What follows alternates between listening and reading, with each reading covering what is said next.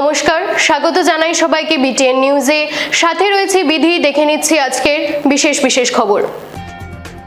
বৃষ্টির জলে কৃত্রিম বন্যায় প্লাবিত শহর শিলচর, দুর্ভোগ পথচারীদের।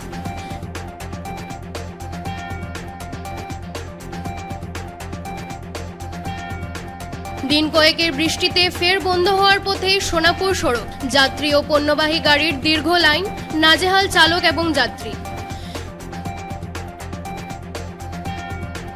হৃদয় বিদারক ঘটনা ঘটেছে করিমগঞ্জের বাটাইয়া এলাকায়। পুকুরে পড়ে মৃত্যু 2 শিশু কন্যার।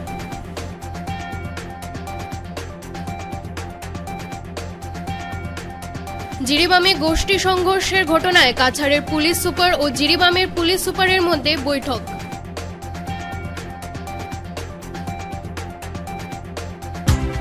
এইবারে বিস্তারিত খবর।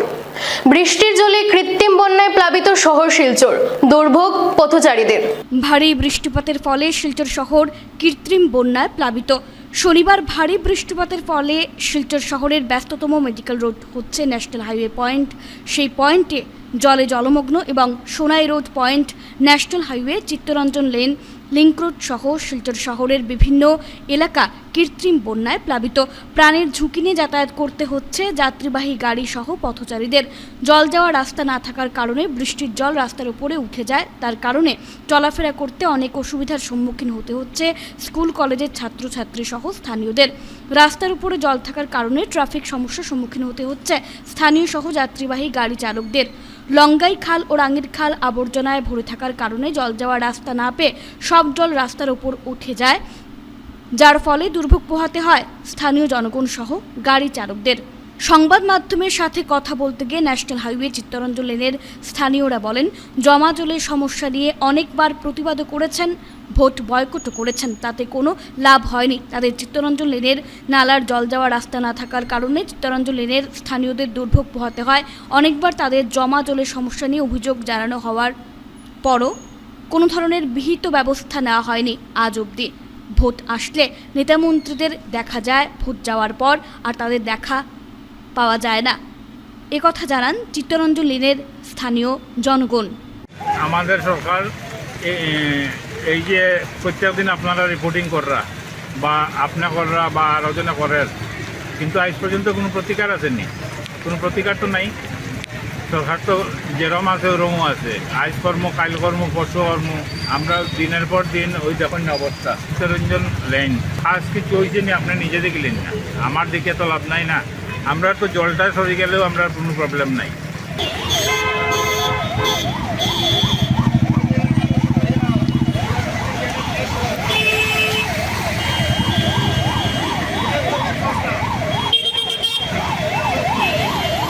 দিন কয়েকের বৃষ্টিতে ফের বন্ধ হওয়ার পথে সোনাপুর সড়ক, পণ্যবাহী গাড়ির দীর্ঘ লাইন, নাজেহাল চালক এবং যাত্রী। দিন কয়েকের বৃষ্টিতে ফের বন্ধ হওয়ার পথে সোনাপুর সড়ক বিপজ্জনক। এই সড়ক পথে এখনো কচ্ছপ গতিতে এগোচ্ছে পণ্যবাহী ট্রাক ও যাত্রীবাহী গাড়িগুলো। এদিকে সড়কটির বেহাল দশায় দীর্ঘ গাড়ির লাইন পরিলক্ষিত হচ্ছে, ফলে নাজেহাল চালক ও যাত্রী। এদিকে মেঘালয়ের পাহাড়ে ভারী বৃষ্টিপাতের দরুন সোনাপুর এলাকায় সড়কে জল জমে আছে।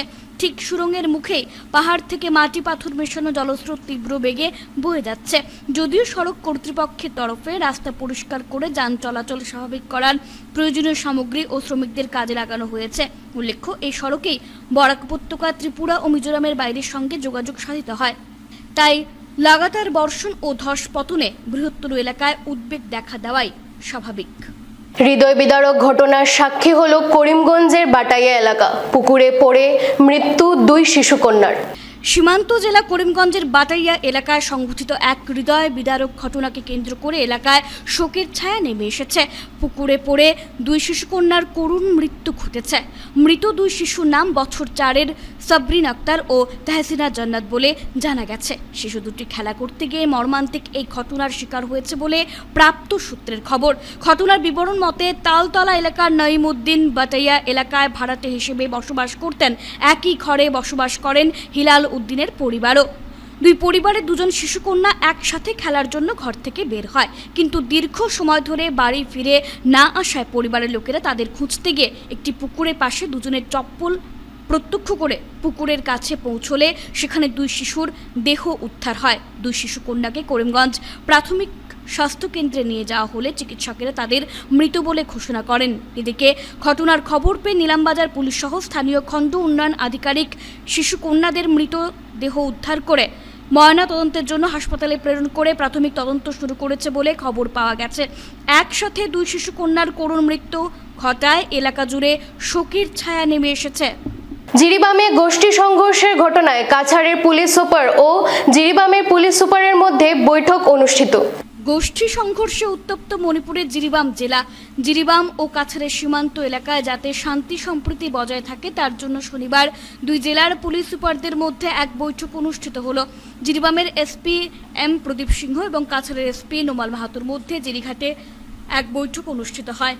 বিশেষ এই বৈঠকে অসমের ডিজিপি জিপি সিং জিরিবামের এসপি এম প্রদীপ সিংহের সাথে ফোনে কথা বলে জিরিবামের পরিস্থিতির খোঁজখবর নেন। এদিকে বৈঠক শেষে সংবাদ মাধ্যমের সঙ্গে কথা বলতে গিয়ে জিরিবামের এসপি সীমান্ত এলাকায় সহযোগিতা করার জন্য অসম পুলিশ ও অসম পুলিশের ডিজিপিকে ধন্যবাদ জানিয়ে বক্তব্য রাখেন। এদিকে পুলিশ সুপার নোমাল মাহাতো বলেন, জিরিবামে গোষ্ঠী সংঘর্ষের ফলে কাছাড় সীমান্তে সক্রিয় রয়েছে অসম পুলিশ।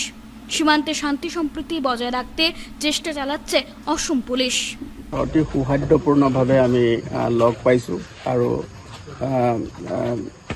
জিৰিবামৰ নতুন এছ পি ছাৰ আমাৰ পুৰণা চিনাকি মানুহ আৰু আমি একেলগে মিলি গোটেই এৰিয়াটোত আগতো আমি পেট্ৰলিং কৰিছোঁ আৰু তেওঁৰ লগত মিলি এই সামগ্ৰিকভাৱে এই সীমামূৰীয়া অঞ্চলটোত যাতে লোকসকলৰ নিৰাপত্তা আমি নিশ্চিত কৰিব পাৰোঁ তাৰ কাৰণে আমি সকলো ধৰণৰ কাৰ্য ব্যৱস্থা গ্ৰহণ কৰিছোঁ। আপোনালোকে দেখিছে আমি যিটো ৰিভাৰ ৰুট আছে জিৰি নৈ আছে আৰু যিটো বৰাক নদী আছে, মানুহবিলাকৰ বা কিছুমান লোকসকলৰ তেওঁলোকে সন্দেহ কৰে যে ইয়াত কুটাঘাতকাৰী লোকে ইয়াত সোমাব পাৰে, গতিকে আমি জইণ্টলি মিলি আমি ইয়াত পেট্ৰলিং কৰিছোঁ।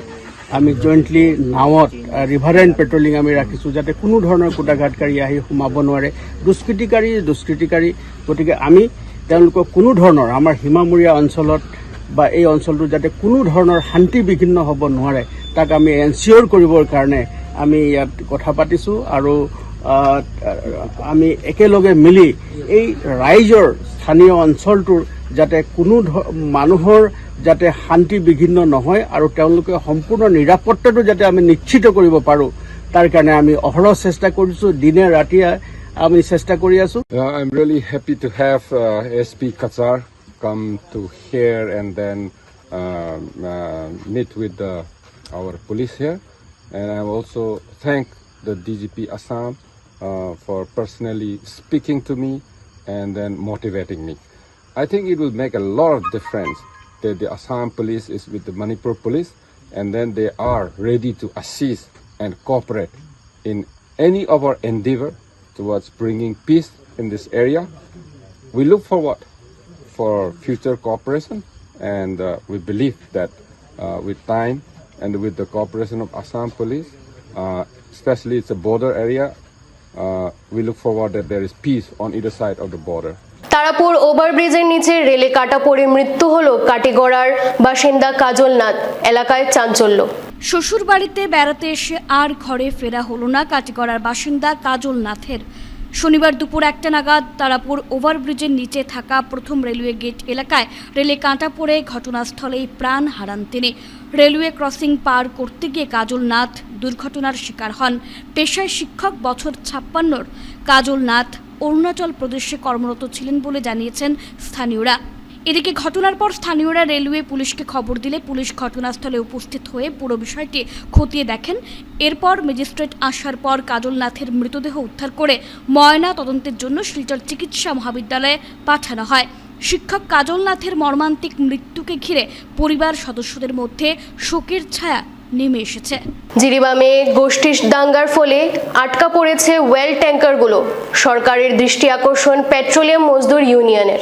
মণিপুরের গন্ডগোলের জন্য মহাবিপদে পড়েছেন পেট্রোল অয়েল ট্যাঙ্কারের চালকরা। শিলচর থেকে তেল নিয়ে পৌঁছতে পারছেন না প্রায় 108 জন চালক। এদিকে শোনা গেছে প্রায় 200 জনের অধিক চালক আটকা পড়ে আছেন জিরিবামে। এভাবে আটকা পড়ে থাকলে চালকরা অর্থনৈতিক সংকটে পড়ে যান। ওনাদের খাওয়া দাওয়ারও ভীষণ অসুবিধে হয়।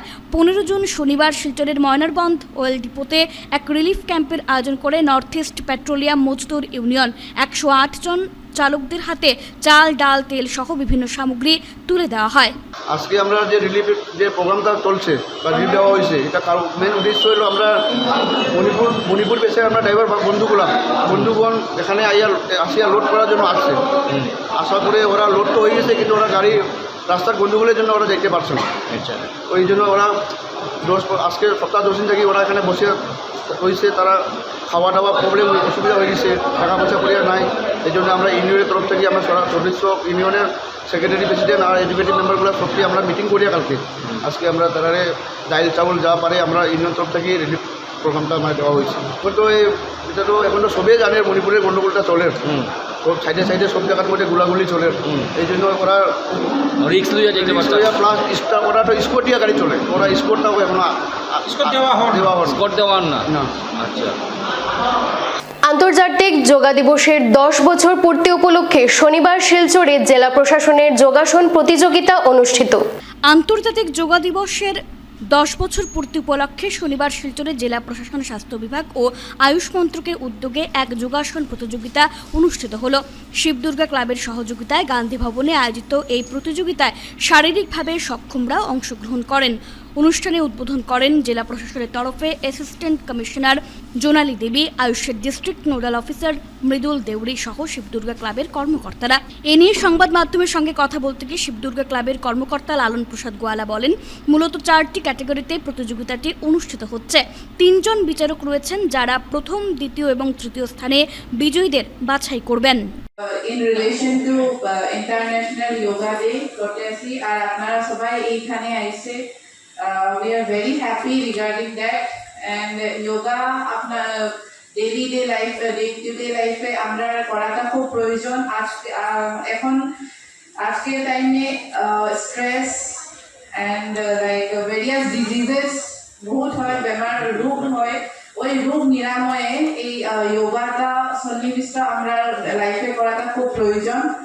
এটা 10তম যোগা দিবস, তাই এ উপলক্ষে ন্যাশনাল আয়ুষ মিশন এবং আমাদের কাছাড় জেলা প্রশাসন এবং স্বাস্থ্য বিভাগ আমাদের শিবদুর্গা ক্লাবকে সহযোগী হিসাবে নিয়ে বেশ কিছু কার্যসূচি নেওয়া হয়েছে এবং আগামী 21 জুনকে কেন্দ্র করে আজ ফিরে আসলাম বিরতির পর। ম্যালেরিয়া নিয়ে মানুষের মধ্যে সচেতনতা তৈরি করতে শিলচর সিভিল হাসপাতালে আশা কর্মীদের নিয়ে সভা বিভাগের। অন্যান্য স্থানের সাথে কাছাড় জেলায়ও 1 জুন থেকে 30 জুন পর্যন্ত অ্যান্টি ম্যালেরিয়া মান্থ পালন করা হচ্ছে। ম্যালেরিয়া দূর করতে প্রয়োজন জনসাধারণের মধ্যে সচেতনতা বৃদ্ধি করা। এই লক্ষ্য নিয়েই শনিবার শিলচর সিভিল হাসপাতালে ম্যালেরিয়া বিভাগের তরফে এক সভার আয়োজন করা হয়। আশাকর্মীদের নিয়ে আয়োজিত সভায় জনসাধারণের মধ্যে সচেতনতা তৈরি করতে জোর দেন বিভাগীয় কর্মকর্তারা। প্রত্যেক আশাকর্মী যাতে নিজ নিজ এলাকায় বাড়ি বাড়ি গিয়ে জমা জল বা মানুষের মধ্যে জ্বর আছে কিনা তা খতিয়ে দেখতে নির্দেশ দেন বিভাগীয় আধিকারিকরা। অনুষ্ঠানে উপস্থিত ছিলেন chief medical health officer MI Barbhuiya, consultant Juhi Laskar, malaria বিভাগের ইন্সপেক্টর অজয় কর প্রমুখ। বিশ্ব শান্তি যজ্ঞ ও দশ মহাবিদ্যা পুজোর আয়োজন শিলচর মালুগ্রামে। নবমী তিথির পুজো মহা ধুমধামে উদযাপিত। বিশ্ব শান্তি যজ্ঞ ও দশ মহাবিদ্যা পুজোর আয়োজন করা হয়েছে। সপ্তমী, অষ্টমী ও নবমী তিথিতে এই বিশেষ পুজোর আয়োজন করা হয়েছে। 2022 সাল থেকে শুরু হওয়া এই দশ মহাবিদ্যা পুজো প্রথমে শিলচর সুভাষনগরে শুরু হয়, তবে এবার বিশেষ কিছু কারণে স্থান পরিবর্তন করে মালুগ্রামে 3 দিনব্যাপী দশ মহাবিদ্যা পুজো অনুষ্ঠিত হয়। আজ নবমী তিথির পুজোয় ভক্তদের উপস্থিতি ছিল চোখে পড়ার মতো। দুপুরে ভক্তদের মধ্যে মহাপ্রসাদ বিতরণ করা হয়। বিশ্ব শান্তি কামনায় যজ্ঞানুষ্ঠান ও দশ মহাবিদ্যা পুজো গত 13 জুন শুরু হয়। প্রথম দিন ছিল সপ্তমী তিথি, এরপর অষ্টমী শেষে আজ নবমী তিথির শেষ পুজো অনুষ্ঠিত হয়। 3 দিনব্যাপী এই পুজোয় সহযোগ করে মালুগ্রাম যুব সমাজ ক্লাব।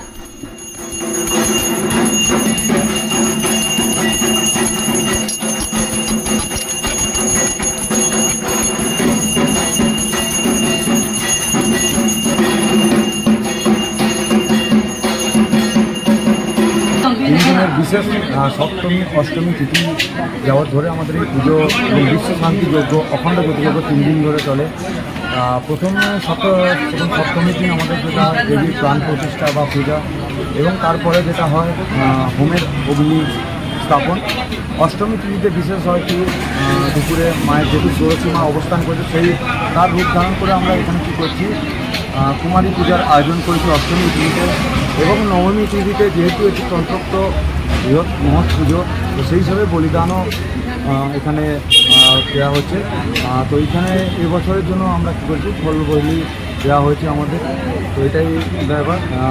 আগামী গত 2 বছর ধরে আমাদের এটি হয়েছিল সুভাষনগরে, তো এবছরে এটি আমরা স্থান পরিবর্তন করে নিয়ে এসেছি মালুগ্রাম যুব সমাজ সঙ্গে। নবমী দিন 4 দিনের পুজো, কালকে আমাদের দশমী। এখানে পুজো করে আমি অত বেশি কিছু বলবো না, এখানে পুজো করে অনেক আনন্দ পেলাম এই কারণে, তাই আমার জানাশোনা পড়ে গেছে। আর বিশেষ করে আমি ধন্যবাদ জানাই এই শিলচর যুব সমাজ মালগ্রাম। বঙ্গভবনে আজকের প্রজন্মের তিনটি নাটক রোববার থাকছে অ্যামেজিং গার্লও। রবিবার অর্থাৎ 16 জুন শিলচর বঙ্গভবনে একদিনের নাট্যানুষ্ঠান আয়োজন করেছে শিলচরের আজকের প্রজন্ম থিয়েটার। এদিন 2টি পৃথক পর্বে মোট 3টি নাটক মঞ্চস্থ করা হবে।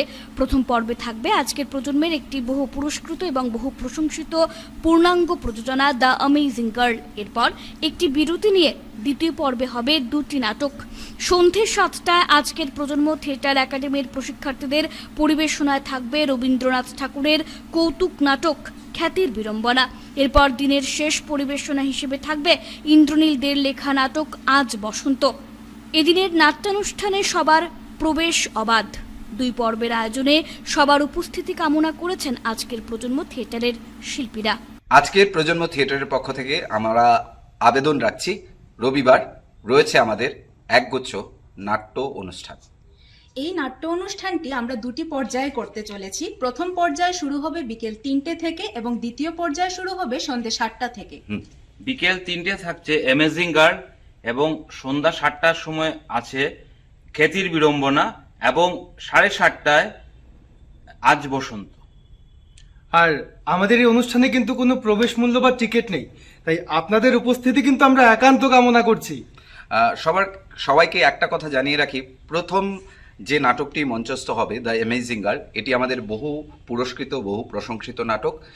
এই নাটকটি এবারে আমরা উৎসর্গ করব এই শহরের যত লায়ন্স এবং লিওর যত সদস্যরা আছেন তাদের প্রতি, কারণ তারা সমাজের জন্য অবিরত কাজ করে চলেছেন।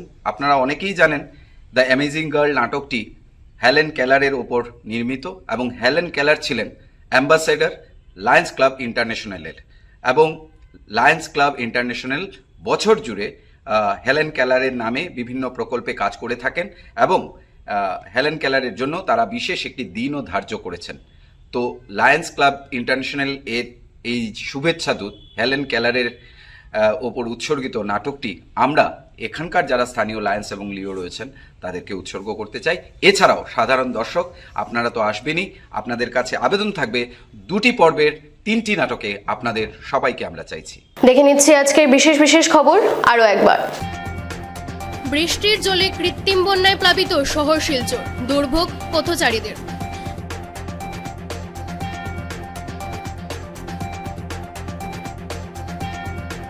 দিন কয়েকের বৃষ্টিতে ফের বন্ধ হওয়ার পথে সোনাপুর সড়ক, যাত্রী ও পণ্যবাহী গাড়ির দীর্ঘ লাইন, নাজেহাল চালক এবং যাত্রী।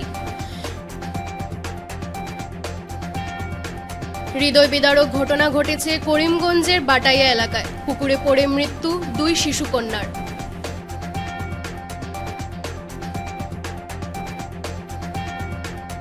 জিরিবামে গোষ্ঠী সংঘর্ষের ঘটনায় কাছাড়ের পুলিশ সুপার ও জিরিবামের পুলিশ সুপারের মধ্যে বৈঠক।